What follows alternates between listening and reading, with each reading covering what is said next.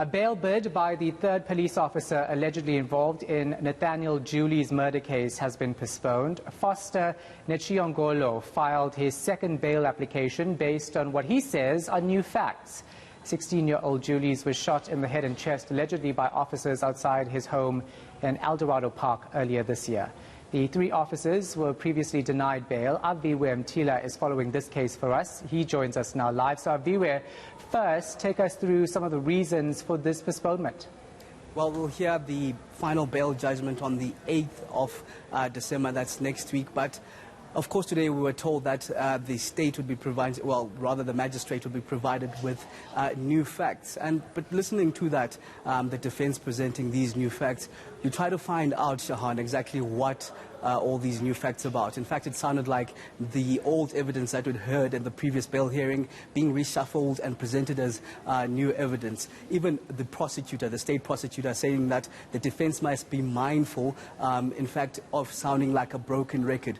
But one thing that really we did pick up, and what the defense was saying, is that the new fact is around the alternative address that is provided. You remember that one of the reasons that even accused number 3 was still detained and not granted bail was because of the fear that once released they'd be able to intimidate and interfere with witnesses. So they're saying that because of this new address, which is far away from Eldorado Park and the Eldorado Park community, they won't be able to interfere and intimidate any witnesses. I want you to listen to the defense's lawyer as he spoke on this.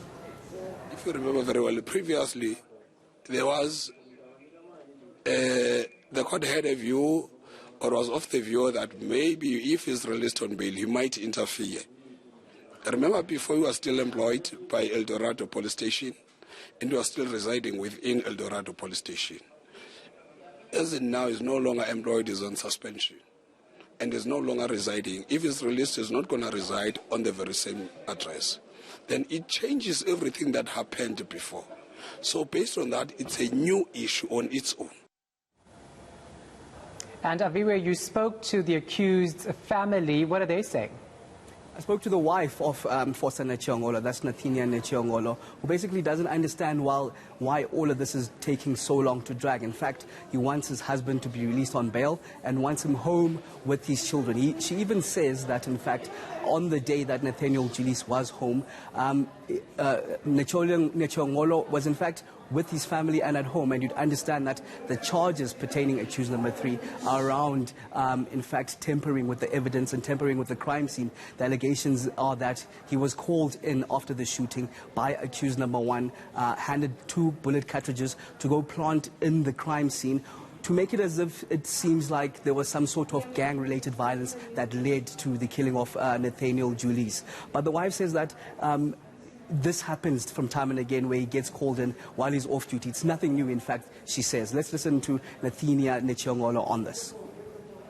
What you're saying to me is not new.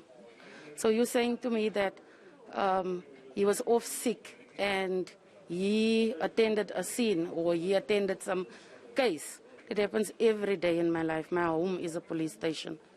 People fighting in Eldorado Park, they phone him. People have issues with their families, they phone him. People come knocking at my door, 7 o'clock in the morning, crying their children are arrested. They need him to assist them with bail. You must understand that I also have children to raise here. And my kids are also, they're suffering through this whole process. So I don't understand what is happening really. This postponement, I don't understand why are they doing it. We'll leave it there. Aviwe Mtila.